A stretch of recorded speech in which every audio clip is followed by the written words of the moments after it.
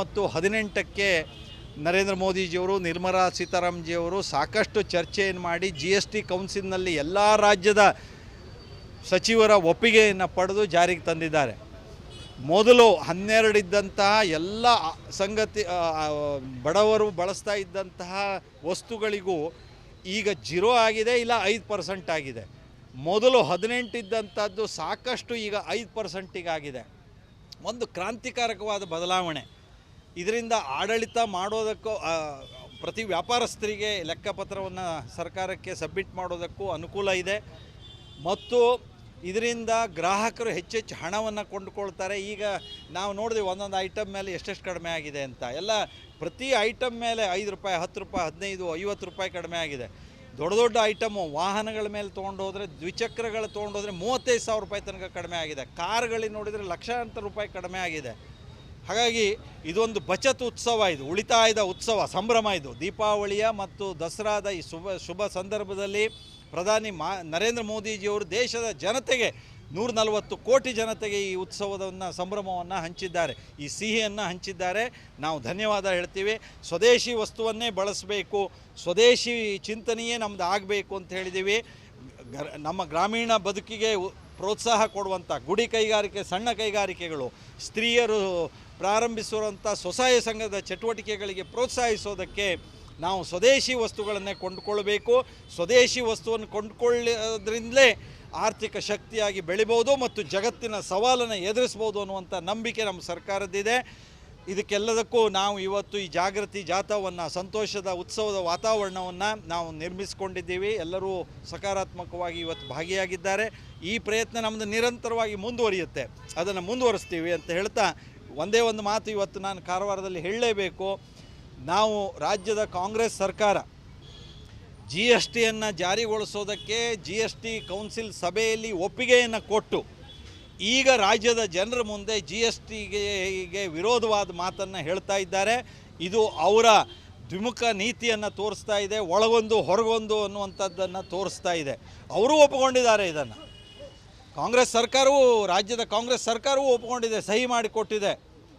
ಹಾಗಾಗಿ ಇದನ್ನು ನಾನು ಈ ಸಂದರ್ಭದಲ್ಲಿ ಉಲ್ಲೇಖಿಸ್ತಾ, ರಾಜ್ಯದ ಕಾಂಗ್ರೆಸ್ ಸರ್ಕಾರ ತನ್ನ ಎಲ್ಲ ವೈಫಲ್ಯತೆಗಳನ್ನು ಮುಚ್ಚಿಕೊಳ್ಳೋದಕ್ಕೆ, ಅಭಿವೃದ್ಧಿಗೆ ಹಣ ಇಲ್ಲ, ಕಾನೂನು ಶಾಂತಿ ಸುವ್ಯವಸ್ಥೆ ಹದಗೆಟ್ಟು ಹೋಗಿದೆ, ಅಲ್ಪಸಂಖ್ಯಾತರ ಓಲೈಕೆ ಮಿತಿಮೀರಿ ಹೋಗಿದೆ, ನೀವು ಇದನ್ನೆಲ್ಲ ಒಟ್ಟು ಆಡಳಿತವೇ ಇಲ್ಲ ಅನ್ನುವಂಥ ಸ್ಥಿತಿ ಏನಿದೆ, ಇದೆಲ್ಲವನ್ನೂ ಮುಚ್ಚಿಕೊಳ್ಳೋದಕ್ಕೆ ರಾಜ್ಯದ ಕಾಂಗ್ರೆಸ್ ಸರ್ಕಾರ ರಾಜ್ಯದ ಜನರನ್ನು ಗೊಂದಲದ ಗೂಡಿನಲ್ಲಿ ಮುಳುಗಿಸ್ತಾ ಇದ್ದಾರೆ. ಧರ್ಮಸ್ಥಳದ ಹೆಸರಿನಲ್ಲೋ, ಮೈಸೂರು ಚಾಮುಂಡಿಯ ಬೆಟ್ಟದ ಹೆಸರಿನಲ್ಲೋ, ಅದಲ್ಲದೆ ಈಗ ಜಾತಿ ಗಣತಿಯ ಹೆಸರಿನಲ್ಲೋ ಜನರ ಮಧ್ಯದಲ್ಲಿ ಅಶಾಂತಿಯ ವಾತಾವರಣ ನಿರ್ಮಾಣ ಮಾಡ್ತಾ ಇದ್ದಾರೆ. ಜನರು ಸಂಘರ್ಷದ ದಾರಿಯಲ್ಲಿ ಮುನ್ನಡೆಯೋದಕ್ಕೆ ಸ್ವತಃ ಸರ್ಕಾರಗಳು ಕಾರಣ ಆಗ್ತಾ ಇದೆ. ಒಂದು ಅರಾಜಕತೆ ಸೃಷ್ಟಿ ಮಾಡಬೇಕು ಅನ್ನುವಂತಹ ಒಂದು ಇಂಟರ್ನ್ಯಾಷನಲ್ ಟೂಲ್ ಕಿಟ್ಟಿನ ಭಾಗ ರಾಹುಲ್ ಗಾಂಧಿಯವರು ಕೈಗೊಂಬೆಯಾಗಿದ್ದಾರೋ ಹಾಗೆ ರಾಜ್ಯದ ಕಾಂಗ್ರೆಸ್ ಸರ್ಕಾರ ಕೈಗೊಂಬೆಯಾಗಿ ಕೆಲಸ ಮಾಡ್ತಾ ಇದೆ. ಈ ಹಿಂದುಳಿದ ಸಮೀಕ್ಷೆ ಏನಿದೆ, ಹಿಂದೆ ಮಾಡಿದ್ರು, ಅದನ್ನು ಕಾಂಗ್ರೆಸ್ಸಿನ ಹೈಕಮಾಂಡ್ ಹೇಳಿದರು ಅಂತ, ರಾಹುಲ್ ಗಾಂಧಿ ಹೇಳಿದರು ಅಂತ ಕಸದ ಬುಟ್ಟಿ ಹಾಕಿದರು. 100-200 ಕೋಟಿ ಕರ್ನಾಟಕ ಜನ ಕೊಟ್ಟಂಥ ತೆರಿಗೆ ಹಣ ಹಾಳಾಯಿತು. ಈಗ 400-500 ಕೋಟಿ ರೂಪಾಯಿ ಕೊಡ್ತಾ ಇದ್ದಾರೆ. ಇದಕ್ಕೆ ಯಾವ ಮಾನ್ಯತೆ ಇಲ್ಲ. ಇವರು ಕೇವಲ ಸಿದ್ದರಾಮಯ್ಯನವರು ತಾನು ಹಿಂದುಳಿದ ವರ್ಗದ ನಾಯಕ ಅಂತ ಹೇಳಿಸ್ಕೊಳ್ಬೇಕು ಅಂತ ಕಳೆದ 10-15-20 ವರ್ಷದಿಂದ ಯಾವ ಪ್ರಯತ್ನ ಮಾಡ್ತಿದ್ದಾರೋ ಆ ವಿಫಲ ಪ್ರಯತ್ನಕ್ಕೆ ಮತ್ತೊಂದು ಮರುಪ್ರಯತ್ನವೇ ಹೊರತು ಇನ್ನೇನಿಲ್ಲ ಇದರೊಳಗೆ. ಹಾಗಾಗಿ ಇದು ಕೇಂದ್ರ ಸರ್ಕಾರ, ಪ್ರಧಾನಿಯವರೇ ಹೇಳಿದ್ದಾರೆ ನಾವು ಜಾತಿ ಗಣತಿಯನ್ನು ಮಾಡ್ತೀವಿ ಅಂತ. ಅಧಿಕೃತವಾದಂಥ ಸೆನ್ಸಸ್ಸು ಮುಂದಿನ ವರ್ಷ ಶುರುವಾಗೋದಿದೆ. ಅದರ ಮಧ್ಯದಲ್ಲಿ ಈ ಗೊಂದಲವನ್ನು ಮೂಡಿಸ್ತಾ ಇರೋದು ಆಡಳಿತದ ವೈಫಲ್ಯತೆ ಮುಚ್ಚಿಕೊಳ್ಳೋದಕ್ಕೆ, ಜನರಲ್ಲಿ ಅರಾಜಕತೆ ಸೃಷ್ಟಿ ಮಾಡೋದಕ್ಕೆ ಕಾಂಗ್ರೆಸ್ ಸರ್ಕಾರ ಮಾಡ್ತಾ ಇದೆ.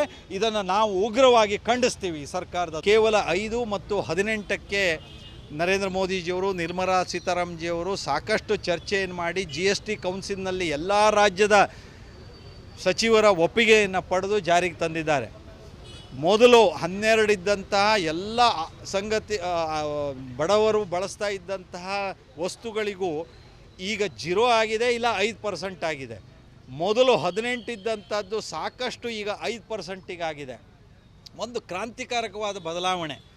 ಇದರಿಂದ ಆಡಳಿತ ಮಾಡೋದಕ್ಕೂ ಪ್ರತಿ ವ್ಯಾಪಾರಸ್ಥರಿಗೆ ಲೆಕ್ಕಪತ್ರವನ್ನು ಸರ್ಕಾರಕ್ಕೆ ಸಬ್ಮಿಟ್ ಮಾಡೋದಕ್ಕೂ ಅನುಕೂಲ ಇದೆ ಮತ್ತು ಇದರಿಂದ ಗ್ರಾಹಕರು ಹೆಚ್ಚೆಚ್ಚು ಹಣವನ್ನು ಕೊಂಡುಕೊಳ್ತಾರೆ. ಈಗ ನಾವು ನೋಡಿದ್ವಿ ಒಂದೊಂದು ಐಟಮ್ ಮೇಲೆ ಎಷ್ಟೆಷ್ಟು ಕಡಿಮೆ ಆಗಿದೆ ಅಂತ. ಎಲ್ಲ ಪ್ರತಿ ಐಟಮ್ ಮೇಲೆ 5 ರೂಪಾಯಿ, 10 ರೂಪಾಯಿ, 15, 50 ರೂಪಾಯಿ ಕಡಿಮೆ ಆಗಿದೆ. ದೊಡ್ಡ ದೊಡ್ಡ ಐಟಮು ವಾಹನಗಳ ಮೇಲೆ ತೊಗೊಂಡೋದ್ರೆ, ದ್ವಿಚಕ್ರಗಳು ತೊಗೊಂಡೋದ್ರೆ 35,000 ರೂಪಾಯಿ ತನಕ ಕಡಿಮೆ ಆಗಿದೆ. ಕಾರ್ಗಳಿಗೆ ನೋಡಿದರೆ ಲಕ್ಷಾಂತರ ರೂಪಾಯಿ ಕಡಿಮೆ ಆಗಿದೆ. ಹಾಗಾಗಿ ಇದೊಂದು ಬಚತ್ ಉತ್ಸವ, ಇದು ಉಳಿತಾಯದ ಉತ್ಸವ, ಸಂಭ್ರಮ. ಇದು ದೀಪಾವಳಿಯ ಮತ್ತು ದಸರಾದ ಈ ಶುಭ ಸಂದರ್ಭದಲ್ಲಿ ಪ್ರಧಾನಿ ನರೇಂದ್ರ ಮೋದಿಜಿಯವರು ದೇಶದ ಜನತೆಗೆ 140 ಕೋಟಿ ಜನತೆಗೆ ಈ ಉತ್ಸವವನ್ನು ಸಂಭ್ರಮವನ್ನು ಹಂಚಿದ್ದಾರೆ, ಈ ಸಿಹಿಯನ್ನು ಹಂಚಿದ್ದಾರೆ. ನಾವು ಧನ್ಯವಾದ ಹೇಳ್ತೀವಿ. ಸ್ವದೇಶಿ ವಸ್ತುವನ್ನೇ ಬಳಸಬೇಕು, ಸ್ವದೇಶಿ ಚಿಂತನೆಯೇ ನಮ್ಮದು ಆಗಬೇಕು ಅಂತ ಹೇಳಿದ್ದೀವಿ. ನಮ್ಮ ಗ್ರಾಮೀಣ ಬದುಕಿಗೆ ಪ್ರೋತ್ಸಾಹ ಕೊಡುವಂಥ ಗುಡಿ ಕೈಗಾರಿಕೆ, ಸಣ್ಣ ಕೈಗಾರಿಕೆಗಳು, ಸ್ತ್ರೀಯರು ಪ್ರಾರಂಭಿಸುವಂಥ ಸ್ವಸಹಾಯ ಸಂಘದ ಚಟುವಟಿಕೆಗಳಿಗೆ ಪ್ರೋತ್ಸಾಹಿಸೋದಕ್ಕೆ ನಾವು ಸ್ವದೇಶಿ ವಸ್ತುಗಳನ್ನೇ ಕೊಂಡುಕೊಳ್ಬೇಕು. ಸ್ವದೇಶಿ ವಸ್ತುವನ್ನು ಕೊಂಡುಕೊಳ್ಳೋದ್ರಿಂದಲೇ ಆರ್ಥಿಕ ಶಕ್ತಿಯಾಗಿ ಬೆಳಿಬೋದು ಮತ್ತು ಜಗತ್ತಿನ ಸವಾಲನ್ನು ಎದುರಿಸ್ಬೋದು ಅನ್ನುವಂಥ ನಂಬಿಕೆ ನಮ್ಮ ಸರ್ಕಾರದ್ದಿದೆ. ಇದಕ್ಕೆಲ್ಲದಕ್ಕೂ ನಾವು ಇವತ್ತು ಈ ಜಾಗೃತಿ ಜಾಥಾವನ್ನು, ಸಂತೋಷದ ಉತ್ಸವದ ವಾತಾವರಣವನ್ನು ನಾವು ನಿರ್ಮಿಸಿಕೊಂಡಿದ್ದೀವಿ. ಎಲ್ಲರೂ ಸಕಾರಾತ್ಮಕವಾಗಿ ಇವತ್ತು ಭಾಗಿಯಾಗಿದ್ದಾರೆ. ಈ ಪ್ರಯತ್ನ ನಮ್ಮದು ನಿರಂತರವಾಗಿ ಮುಂದುವರಿಯುತ್ತೆ, ಅದನ್ನು ಮುಂದುವರಿಸ್ತೀವಿ ಅಂತ ಹೇಳ್ತಾ ಒಂದೇ ಒಂದು ಮಾತು ಇವತ್ತು ನಾನು ಕಾರವಾರದಲ್ಲಿ ಹೇಳಲೇಬೇಕು. ನಾವು ರಾಜ್ಯದ ಕಾಂಗ್ರೆಸ್ ಸರ್ಕಾರ GSTಯನ್ನು ಜಾರಿಗೊಳಿಸೋದಕ್ಕೆ GST ಕೌನ್ಸಿಲ್ ಸಭೆಯಲ್ಲಿ ಒಪ್ಪಿಗೆಯನ್ನು ಕೊಟ್ಟು ಈಗ ರಾಜ್ಯದ ಜನರ ಮುಂದೆ GSTಗೆ ವಿರೋಧವಾದ ಮಾತನ್ನು ಹೇಳ್ತಾ ಇದ್ದಾರೆ. ಇದು ಅವರ ದ್ವಿಮುಖ ನೀತಿಯನ್ನು ತೋರಿಸ್ತಾ ಇದೆ, ಒಳಗೊಂದು ಹೊರಗೊಂದು ಅನ್ನುವಂಥದ್ದನ್ನು ತೋರಿಸ್ತಾ ಇದೆ. ಅವರೂ ಒಪ್ಪಿಕೊಂಡಿದ್ದಾರೆ ಇದನ್ನು. ಕಾಂಗ್ರೆಸ್ ಸರ್ಕಾರವೂ, ರಾಜ್ಯದ ಕಾಂಗ್ರೆಸ್ ಸರ್ಕಾರವೂ ಒಪ್ಪಿಕೊಂಡಿದೆ, ಸಹಿ ಮಾಡಿಕೊಟ್ಟಿದೆ. ಹಾಗಾಗಿ ಇದನ್ನು ನಾನು ಈ ಸಂದರ್ಭದಲ್ಲಿ ಉಲ್ಲೇಖಿಸ್ತಾ, ರಾಜ್ಯದ ಕಾಂಗ್ರೆಸ್ ಸರ್ಕಾರ ತನ್ನ ಎಲ್ಲ ವೈಫಲ್ಯತೆಗಳನ್ನು ಮುಚ್ಚಿಕೊಳ್ಳೋದಕ್ಕೆ, ಅಭಿವೃದ್ಧಿಗೆ ಹಣ ಇಲ್ಲ, ಕಾನೂನು ಶಾಂತಿ ಸುವ್ಯವಸ್ಥೆ ಹದಗೆಟ್ಟು ಹೋಗಿದೆ, ಅಲ್ಪಸಂಖ್ಯಾತರ ಓಲೈಕೆ ಮಿತಿ ಮೀರಿ ಹೋಗಿದೆ, ನೀವು ಇದನ್ನೆಲ್ಲ ಒಟ್ಟು ಆಡಳಿತವೇ ಇಲ್ಲ ಅನ್ನುವಂಥ ಸ್ಥಿತಿ ಏನಿದೆ, ಇದೆಲ್ಲವನ್ನೂ ಮುಚ್ಚಿಕೊಳ್ಳೋದಕ್ಕೆ ರಾಜ್ಯದ ಕಾಂಗ್ರೆಸ್ ಸರ್ಕಾರ ರಾಜ್ಯದ ಜನರನ್ನು ಗೊಂದಲದ ಗೂಡಿನಲ್ಲಿ ಮುಳುಗಿಸ್ತಾ ಇದ್ದಾರೆ. ಧರ್ಮಸ್ಥಳದ ಹೆಸರಿನಲ್ಲೋ, ಮೈಸೂರು ಚಾಮುಂಡಿಯ ಬೆಟ್ಟದ ಹೆಸರಿನಲ್ಲೋ, ಅದಲ್ಲದೆ ಈಗ ಜಾತಿ ಗಣತಿಯ ಹೆಸರಿನಲ್ಲೋ ಜನರ ಮಧ್ಯದಲ್ಲಿ ಅಶಾಂತಿಯ ವಾತಾವರಣ ನಿರ್ಮಾಣ ಮಾಡ್ತಾ ಇದ್ದಾರೆ. ಜನರ ಸಂಘರ್ಷದ ದಾರಿಯಲ್ಲಿ ಮುನ್ನಡೆಯೋದಕ್ಕೆ ಸ್ವತಃ ಸರ್ಕಾರಗಳು ಕಾರಣ ಆಗ್ತಾ ಇದೆ. ಒಂದು ಅರಾಜಕತೆ ಸೃಷ್ಟಿ ಮಾಡಬೇಕು ಅನ್ನುವಂತಹ ಒಂದು ಇಂಟರ್ನ್ಯಾಷನಲ್ ಟೂಲ್ ಕಿಟ್ಟಿನ ಭಾಗ ರಾಹುಲ್ ಗಾಂಧಿಯವರು ಕೈಗೊಂಬೆಯಾಗಿದ್ದಾರೋ ಹಾಗೆ ರಾಜ್ಯದ ಕಾಂಗ್ರೆಸ್ ಸರ್ಕಾರ ಕೈಗೊಂಬೆಯಾಗಿ ಕೆಲಸ ಮಾಡ್ತಾ ಇದೆ. ಈ ಹಿಂದುಳಿದ ಸಮೀಕ್ಷೆ ಏನಿದೆ, ಹಿಂದೆ ಮಾಡಿದ್ರು, ಅದನ್ನು ಕಾಂಗ್ರೆಸ್ಸಿನ ಹೈಕಮಾಂಡ್ ಹೇಳಿದರು ಅಂತ, ರಾಹುಲ್ ಗಾಂಧಿ ಹೇಳಿದರು ಅಂತ ಕಸದ ಬುಟ್ಟಿ ಹಾಕಿದರು. 100-200 ಕೋಟಿ ಕರ್ನಾಟಕ ಜನ ಕೊಟ್ಟಂಥ ತೆರಿಗೆ ಹಣ ಹಾಳಾಯಿತು. ಈಗ 400-500 ಕೋಟಿ ರೂಪಾಯಿ ಕೊಡ್ತಾ ಇದ್ದಾರೆ. ಇದಕ್ಕೆ ಯಾವ ಮಾನ್ಯತೆ ಇಲ್ಲ. ಇವರು ಕೇವಲ ಸಿದ್ದರಾಮಯ್ಯನವರು ತಾನು ಹಿಂದುಳಿದ ವರ್ಗದ ನಾಯಕ ಅಂತ ಹೇಳಿಸ್ಕೊಳ್ಬೇಕು ಅಂತ ಕಳೆದ 10-15-20 ವರ್ಷದಿಂದ ಯಾವ ಪ್ರಯತ್ನ ಮಾಡ್ತಿದ್ದಾರೋ ಆ ವಿಫಲ ಪ್ರಯತ್ನಕ್ಕೆ ಮತ್ತೊಂದು ಮರುಪ್ರಯತ್ನವೇ ಹೊರತು ಇನ್ನೇನಿಲ್ಲ ಇದರೊಳಗೆ. ಹಾಗಾಗಿ ಇದು ಕೇಂದ್ರ ಸರ್ಕಾರ, ಪ್ರಧಾನಿಯವರೇ ಹೇಳಿದ್ದಾರೆ ನಾವು ಜಾತಿ ಗಣತಿಯನ್ನು ಮಾಡ್ತೀವಿ ಅಂತ. ಅಧಿಕೃತವಾದಂಥ ಸೆನ್ಸಸ್ಸು ಮುಂದಿನ ವರ್ಷ ಶುರುವಾಗೋದಿದೆ. ಅದರ ಮಧ್ಯದಲ್ಲಿ ಈ ಗೊಂದಲವನ್ನು ಮೂಡಿಸ್ತಾ ಇರೋದು ಆಡಳಿತದ ವೈಫಲ್ಯತೆ ಮುಚ್ಚಿಕೊಳ್ಳೋದಕ್ಕೆ, ಜನರಲ್ಲಿ ಅರಾಜಕತೆ ಸೃಷ್ಟಿ ಮಾಡೋದಕ್ಕೆ ಕಾಂಗ್ರೆಸ್ ಸರ್ಕಾರ ಮಾಡ್ತಾ ಇದೆ. ಇದನ್ನು ನಾವು ಉಗ್ರವಾಗಿ ಖಂಡಿಸ್ತೀವಿ. ಕೇವಲ 5 ಮತ್ತು 18ಕ್ಕೆ ನರೇಂದ್ರ ಮೋದಿಜಿಯವರು, ನಿರ್ಮಲಾ ಸೀತಾರಾಮನ್ಜಿಯವರು ಸಾಕಷ್ಟು ಚರ್ಚೆಯನ್ನು ಮಾಡಿ GST ಕೌನ್ಸಿಲ್ನಲ್ಲಿ ಎಲ್ಲ ರಾಜ್ಯದ ಸಚಿವರ ಒಪ್ಪಿಗೆಯನ್ನು ಪಡೆದು ಜಾರಿಗೆ ತಂದಿದ್ದಾರೆ. ಮೊದಲು 12 ಇದ್ದಂತಹ ಎಲ್ಲ ಸಂಗತಿ ಬಡವರು ಬಳಸ್ತಾ ಇದ್ದಂತಹ ವಸ್ತುಗಳಿಗೂ ಈಗ 0 ಆಗಿದೆ, ಇಲ್ಲ 5% ಆಗಿದೆ. ಮೊದಲು 18 ಇದ್ದಂಥದ್ದು ಸಾಕಷ್ಟು ಈಗ 5%ಗೆ ಆಗಿದೆ. ಒಂದು ಕ್ರಾಂತಿಕಾರಕವಾದ ಬದಲಾವಣೆ. ಇದರಿಂದ ಆಡಳಿತ ಮಾಡೋದಕ್ಕೂ, ಪ್ರತಿ ವ್ಯಾಪಾರಸ್ಥರಿಗೆ ಲೆಕ್ಕಪತ್ರವನ್ನು ಸರ್ಕಾರಕ್ಕೆ ಸಬ್ಮಿಟ್ ಮಾಡೋದಕ್ಕೂ ಅನುಕೂಲ ಇದೆ ಮತ್ತು ಇದರಿಂದ ಗ್ರಾಹಕರು ಹೆಚ್ಚೆಚ್ಚು ಹಣವನ್ನು ಕೊಂಡುಕೊಳ್ತಾರೆ. ಈಗ ನಾವು ನೋಡಿದ್ವಿ ಒಂದೊಂದು ಐಟಮ್ ಮೇಲೆ ಎಷ್ಟೆಷ್ಟು ಕಡಿಮೆ ಆಗಿದೆ ಅಂತ. ಎಲ್ಲ ಪ್ರತಿ ಐಟಮ್ ಮೇಲೆ 5 ರೂಪಾಯಿ, 10 ರೂಪಾಯಿ, 15, 50 ರೂಪಾಯಿ ಕಡಿಮೆ ಆಗಿದೆ. ದೊಡ್ಡ ದೊಡ್ಡ ಐಟಮು ವಾಹನಗಳ ಮೇಲೆ ತೊಗೊಂಡೋದ್ರೆ, ದ್ವಿಚಕ್ರಗಳು ತೊಗೊಂಡೋದ್ರೆ 35,000 ರೂಪಾಯಿ ತನಕ ಕಡಿಮೆ ಆಗಿದೆ. ಕಾರ್ಗಳಿಗೆ ನೋಡಿದರೆ ಲಕ್ಷಾಂತರ ರೂಪಾಯಿ ಕಡಿಮೆ ಆಗಿದೆ. ಹಾಗಾಗಿ ಇದೊಂದು ಬಚತ್ ಉತ್ಸವ, ಇದು ಉಳಿತಾಯದ ಉತ್ಸವ, ಸಂಭ್ರಮ. ಇದು ದೀಪಾವಳಿಯ ಮತ್ತು ದಸರಾದ ಈ ಶುಭ ಸಂದರ್ಭದಲ್ಲಿ ಪ್ರಧಾನಿ ನರೇಂದ್ರ ಮೋದಿಜಿಯವರು ದೇಶದ ಜನತೆಗೆ 140 ಕೋಟಿ ಜನತೆಗೆ ಈ ಉತ್ಸವವನ್ನು ಸಂಭ್ರಮವನ್ನು ಹಂಚಿದ್ದಾರೆ, ಈ ಸಿಹಿಯನ್ನು ಹಂಚಿದ್ದಾರೆ. ನಾವು ಧನ್ಯವಾದ ಹೇಳ್ತೀವಿ. ಸ್ವದೇಶಿ ವಸ್ತುವನ್ನೇ ಬಳಸಬೇಕು, ಸ್ವದೇಶಿ ಚಿಂತನೆಯೇ ನಮ್ಮದು ಆಗಬೇಕು ಅಂತ ಹೇಳಿದ್ದೀವಿ. ನಮ್ಮ ಗ್ರಾಮೀಣ ಬದುಕಿಗೆ ಪ್ರೋತ್ಸಾಹ ಕೊಡುವಂಥ ಗುಡಿ ಕೈಗಾರಿಕೆ, ಸಣ್ಣ ಕೈಗಾರಿಕೆಗಳು, ಸ್ತ್ರೀಯರು ಪ್ರಾರಂಭಿಸುವಂಥ ಸ್ವಸಹಾಯ ಸಂಘದ ಚಟುವಟಿಕೆಗಳಿಗೆ ಪ್ರೋತ್ಸಾಹಿಸೋದಕ್ಕೆ ನಾವು ಸ್ವದೇಶಿ ವಸ್ತುಗಳನ್ನೇ ಕೊಂಡುಕೊಳ್ಬೇಕು. ಸ್ವದೇಶಿ ವಸ್ತುವನ್ನು ಕೊಂಡುಕೊಳ್ಳೋದ್ರಿಂದಲೇ ಆರ್ಥಿಕ ಶಕ್ತಿಯಾಗಿ ಬೆಳಿಬೋದು ಮತ್ತು ಜಗತ್ತಿನ ಸವಾಲನ್ನು ಎದುರಿಸ್ಬೋದು ಅನ್ನುವಂಥ ನಂಬಿಕೆ ನಮ್ಮ ಸರ್ಕಾರದ್ದಿದೆ. ಇದಕ್ಕೆಲ್ಲದಕ್ಕೂ ನಾವು ಇವತ್ತು ಈ ಜಾಗೃತಿ ಜಾಥಾವನ್ನು, ಸಂತೋಷದ ಉತ್ಸವದ ವಾತಾವರಣವನ್ನು ನಾವು ನಿರ್ಮಿಸಿಕೊಂಡಿದ್ದೀವಿ. ಎಲ್ಲರೂ ಸಕಾರಾತ್ಮಕವಾಗಿ ಇವತ್ತು ಭಾಗಿಯಾಗಿದ್ದಾರೆ. ಈ ಪ್ರಯತ್ನ ನಮ್ಮದು ನಿರಂತರವಾಗಿ ಮುಂದುವರಿಯುತ್ತೆ, ಅದನ್ನು ಮುಂದುವರಿಸ್ತೀವಿ ಅಂತ ಹೇಳ್ತಾ ಒಂದೇ ಒಂದು ಮಾತು ಇವತ್ತು ನಾನು ಕಾರವಾರದಲ್ಲಿ ಹೇಳಲೇಬೇಕು. ನಾವು ರಾಜ್ಯದ ಕಾಂಗ್ರೆಸ್ ಸರ್ಕಾರ GSTಯನ್ನು ಜಾರಿಗೊಳಿಸೋದಕ್ಕೆ GST ಕೌನ್ಸಿಲ್ ಸಭೆಯಲ್ಲಿ ಒಪ್ಪಿಗೆಯನ್ನು ಕೊಟ್ಟು ಈಗ ರಾಜ್ಯದ ಜನರ ಮುಂದೆ GSTಗೆ ವಿರೋಧವಾದ ಮಾತನ್ನು ಹೇಳ್ತಾ ಇದ್ದಾರೆ.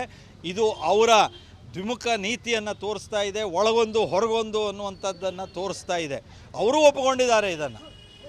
ಕಾಂಗ್ರೆಸ್ ಸರ್ಕಾರವೂ, ರಾಜ್ಯದ ಕಾಂಗ್ರೆಸ್ ಸರ್ಕಾರವೂ ಒಪ್ಪಿಕೊಂಡಿದೆ, ಸಹಿ ಮಾಡಿಕೊಟ್ಟಿದೆ. ಹಾಗಾಗಿ ಇದನ್ನು ನಾನು ಈ ಸಂದರ್ಭದಲ್ಲಿ ಉಲ್ಲೇಖಿಸ್ತಾ, ರಾಜ್ಯದ ಕಾಂಗ್ರೆಸ್ ಸರ್ಕಾರ ತನ್ನ ಎಲ್ಲ ವೈಫಲ್ಯತೆಗಳನ್ನು ಮುಚ್ಚಿಕೊಳ್ಳೋದಕ್ಕೆ, ಅಭಿವೃದ್ಧಿಗೆ ಹಣ ಇಲ್ಲ, ಕಾನೂನು ಶಾಂತಿ ಸುವ್ಯವಸ್ಥೆ ಹದಗೆಟ್ಟು ಹೋಗಿದೆ, ಅಲ್ಪಸಂಖ್ಯಾತರ ಓಲೈಕೆ ಮಿತಿ ಮೀರಿ ಹೋಗಿದೆ, ನೀವು ಇದನ್ನೆಲ್ಲ ಒಟ್ಟು ಆಡಳಿತವೇ ಇಲ್ಲ ಅನ್ನುವಂಥ ಸ್ಥಿತಿ ಏನಿದೆ, ಇದೆಲ್ಲವನ್ನೂ ಮುಚ್ಚಿಕೊಳ್ಳೋದಕ್ಕೆ ರಾಜ್ಯದ ಕಾಂಗ್ರೆಸ್ ಸರ್ಕಾರ ರಾಜ್ಯದ ಜನರನ್ನು ಗೊಂದಲದ ಗೂಡಿನಲ್ಲಿ ಮುಳುಗಿಸ್ತಾ ಇದ್ದಾರೆ. ಧರ್ಮಸ್ಥಳದ ಹೆಸರಿನಲ್ಲೋ, ಮೈಸೂರು ಚಾಮುಂಡಿ ಬೆಟ್ಟದ ಹೆಸರಿನಲ್ಲೋ, ಅದಲ್ಲದೆ ಈಗ ಜಾತಿ ಗಣತಿಯ ಹೆಸರಿನಲ್ಲೋ ಜನರ ಮಧ್ಯದಲ್ಲಿ ಅಶಾಂತಿಯ ವಾತಾವರಣ ನಿರ್ಮಾಣ ಮಾಡ್ತಾ ಇದ್ದಾರೆ. ಜನರು ಸಂಘರ್ಷದ ದಾರಿಯಲ್ಲಿ ಮುನ್ನಡೆಯೋದಕ್ಕೆ ಸ್ವತಃ ಸರ್ಕಾರಗಳು ಕಾರಣ ಆಗ್ತಾ ಇದೆ. ಒಂದು ಅರಾಜಕತೆ ಸೃಷ್ಟಿ ಮಾಡಬೇಕು ಅನ್ನುವಂತಹ ಒಂದು ಇಂಟರ್ನ್ಯಾಷನಲ್ ಟೂಲ್ ಕಿಟ್ಟಿನ ಭಾಗ ರಾಹುಲ್ ಗಾಂಧಿಯವರು ಕೈಗೊಂಬೆಯಾಗಿದ್ದಾರೋ ಹಾಗೆ ರಾಜ್ಯದ ಕಾಂಗ್ರೆಸ್ ಸರ್ಕಾರ ಕೈಗೊಂಬೆಯಾಗಿ ಕೆಲಸ ಮಾಡ್ತಾ ಇದೆ. ಈ ಹಿಂದುಳಿದ ಸಮೀಕ್ಷೆ ಏನಿದೆ, ಹಿಂದೆ ಮಾಡಿದ್ರು, ಅದನ್ನು ಕಾಂಗ್ರೆಸ್ಸಿನ ಹೈಕಮಾಂಡ್ ಹೇಳಿದರು ಅಂತ, ರಾಹುಲ್ ಗಾಂಧಿ ಹೇಳಿದರು ಅಂತ ಕಸದ ಬುಟ್ಟಿ ಹಾಕಿದರು. 100-200 ಕೋಟಿ ಕರ್ನಾಟಕ ಜನ ಕೊಟ್ಟಂಥ ತೆರಿಗೆ ಹಣ ಹಾಳಾಯಿತು. ಈಗ 400-500 ಕೋಟಿ ರೂಪಾಯಿ ಕೊಡ್ತಾ ಇದ್ದಾರೆ. ಇದಕ್ಕೆ ಯಾವ ಮಾನ್ಯತೆ ಇಲ್ಲ. ಇವರು ಕೇವಲ ಸಿದ್ದರಾಮಯ್ಯನವರು ತಾನು ಹಿಂದುಳಿದ ವರ್ಗದ ನಾಯಕ ಅಂತ ಹೇಳಿಸ್ಕೊಳ್ಬೇಕು ಅಂತ ಕಳೆದ 10-15-20 ವರ್ಷದಿಂದ ಯಾವ ಪ್ರಯತ್ನ ಮಾಡ್ತಿದ್ದಾರೋ ಆ ವಿಫಲ ಪ್ರಯತ್ನಕ್ಕೆ ಮತ್ತೊಂದು ಮರು ಪ್ರಯತ್ನವೇ ಹೊರತು ಇನ್ನೇನಿಲ್ಲ ಇದರೊಳಗೆ. ಹಾಗಾಗಿ ಇದು ಕೇಂದ್ರ ಸರ್ಕಾರ, ಪ್ರಧಾನಿಯವರೇ ಹೇಳಿದ್ದಾರೆ ನಾವು ಜಾತಿ ಗಣತಿಯನ್ನು ಮಾಡ್ತೀವಿ ಅಂತ. ಅಧಿಕೃತವಾದಂಥ ಸೆನ್ಸಸ್ಸು ಮುಂದಿನ ವರ್ಷ ಶುರುವಾಗೋದಿದೆ. ಅದರ ಮಧ್ಯದಲ್ಲಿ ಈ ಗೊಂದಲವನ್ನು ಮೂಡಿಸ್ತಾ ಇರೋದು ಆಡಳಿತದ ವೈಫಲ್ಯತೆ ಮುಚ್ಚಿಕೊಳ್ಳೋದಕ್ಕೆ, ಜನರಲ್ಲಿ ಅರಾಜಕತೆ ಸೃಷ್ಟಿ ಮಾಡೋದಕ್ಕೆ ಕಾಂಗ್ರೆಸ್ ಸರ್ಕಾರ ಮಾಡ್ತಾ ಇದೆ. ಇದನ್ನು ನಾವು ಉಗ್ರವಾಗಿ ಖಂಡಿಸ್ತೀವಿ.